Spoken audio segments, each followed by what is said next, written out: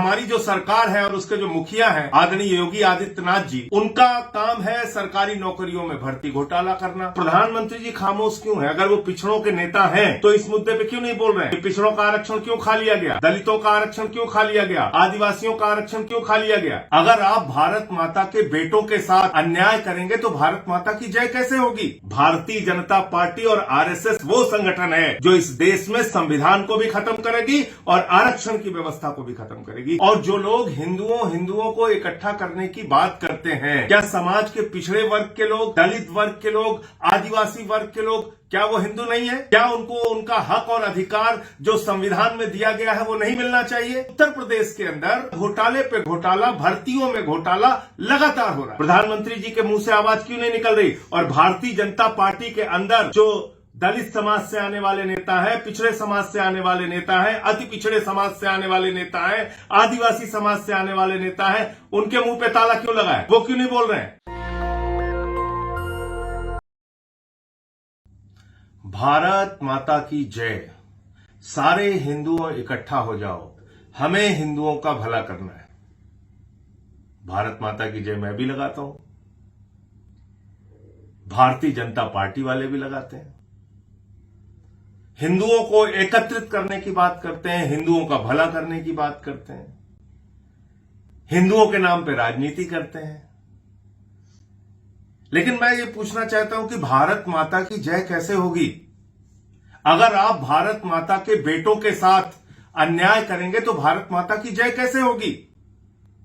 और जो लोग हिंदुओं को इकट्ठा करने की बात करते हैं, क्या समाज के पिछड़े वर्ग के लोग, दलित वर्ग के लोग, आदिवासी वर्ग के लोग, क्या वो हिंदू नहीं है? क्या उनको उनका हक और अधिकार जो संविधान में दिया गया है वो नहीं मिलना चाहिए? जो आरक्षण की व्यवस्था मिली है वो नहीं मिलना चाहिए?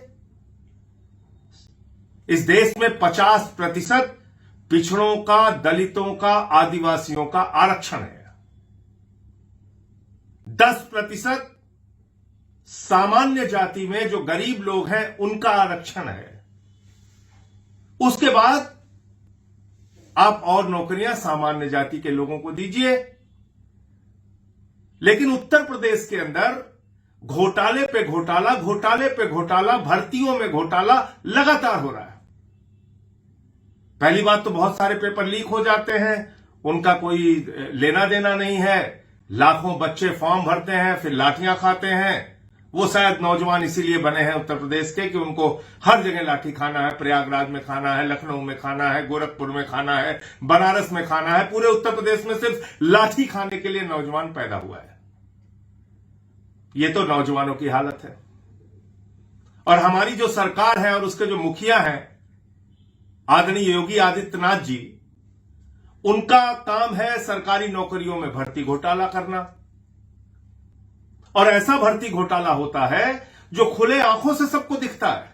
और मैं बार बार इस बात को कहता हूं, कई बार मेरी जाति के लोग मुझसे नाराज हो जाते हैं, लेकिन बार बार मैं इस बात को कहता हूं कि अगर जातिवाद के नाम पर राजनीति करोगे तो दूसरी जातियों के कोप भाजन का, गुस्से का, असंतोष का शिकार बनोगे।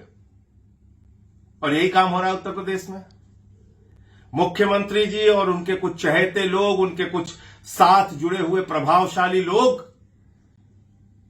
वो ये काम कर रहे हैं कि हम अपनी जाति के लोगों को नौकरियों में भर देंगे, दूसरी जाति के लोगों का आरक्षण का हक मार देंगे और इससे हम बड़े बलवान हो जाएंगे। ये मत भूलिएगा कि जब आप ऐसा करते हैं तो आप 80-85% जो दूसरी जातियां हैं उनके बीच में आप असंतोष का कारण बनते हैं, उनके बीच में आक्रोश का कारण बनते हैं, उनके बीच में गुस्से का कारण बनते हैं।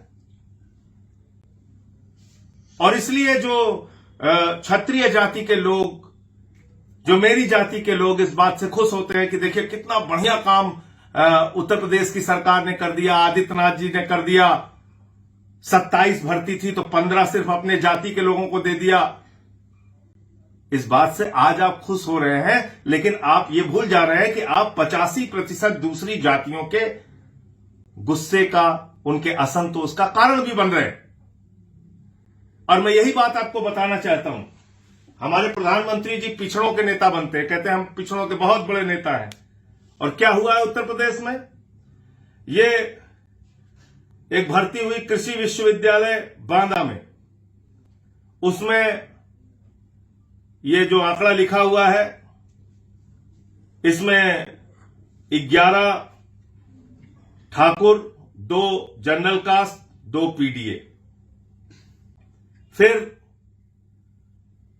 लखीमपुर में कोऑपरेटिव बैंक की जो भर्ती, जिसका मामला अभी सबसे सामने आया है, उसमें 27 भर्ती, 15 ठाकुर, 4 जनरल कास्ट, 8 पीडीए। फिर गोरखपुर में पोस्टिंग के मामले में वो दिया हुआ है, उसको छोड़ देते हैं, नौकरियों की बात करते हैं खाली।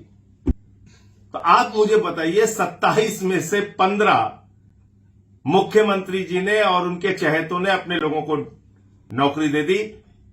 इसमें गांव में रहने वाले किस ठाकुर का भला हो गया? 15 नौकरी अपने चाहने वाले लोगों को देकर आप पूरे उत्तर प्रदेश के ठाकुरों का कौन सा भला कर रहे हैं? आप भला नहीं कर रहे हैं ठाकुरों का, आप ठाकुरों को 85% दूसरी जातियों के गुस्से का, असंतोष का कारण बना रहे हैं। अनावश्यक, उनका कोई फायदा नहीं है। और ये भर्ती घोटाला सामने आ रहा है। तो प्रधानमंत्री जी खामोश क्यों है? अगर वो पिछड़ों के नेता हैं तो इस मुद्दे पे क्यों नहीं बोल रहे हैं कि पिछड़ों का आरक्षण क्यों खा लिया गया, दलितों का आरक्षण क्यों खा लिया गया, आदिवासियों का आरक्षण क्यों खा लिया गया? प्रधानमंत्री जी के मुंह से आवाज क्यों नहीं निकल रही? और भारतीय जनता पार्टी के अंदर जो दलित समाज से आने वाले नेता है, पिछड़े समाज से आने वाले नेता है, अति पिछड़े समाज से आने वाले नेता है, आदिवासी समाज से आने वाले नेता है, उनके मुंह पे ताला क्यों लगा है? वो क्यों नहीं बोल रहे हैं? उनके मुंह से आवाज क्यों नहीं निकल रही? इसलिए मैं बार बार कहता हूं, भारतीय जनता पार्टी और आरएसएस वो संगठन है जो इस देश में संविधान को भी खत्म करेगी और आरक्षण की व्यवस्था को भी खत्म करेगी। ये एक नहीं 100 बार मैं कहता हूं और 100 बार मैं आगे भी दोहराऊंगा। ये आरक्षण की व्यवस्था को पूरी तरीके से समाप्त करना चाहते हैं पूरे देश के अंदर। और इसका उदाहरण भी मैं देता हूं, 100 साल हो गए आरएसएस को, आज तक एक भी आरएसएस का प्रमुख ना पिछड़ा हुआ, ना दलित हुआ, ना आदिवासी हुआ। तो आप ऐसे संगठन से, ऐसी पार्टी से, ऐसी सरकार से आप उम्मीद करते हैं कि ये आपके साथ न्याय करेंगे, ऐसा कतई होने वाला नहीं है। इसलिए ये जो भर्ती घोटाला सामने आया है, इसकी गंभीरता से जांच होनी चाहिए। जो लोग इसमें दोषी हैं उनको जेल में भेजना चाहिए और आरक्षण अक्षरशः लागू होना चाहिए।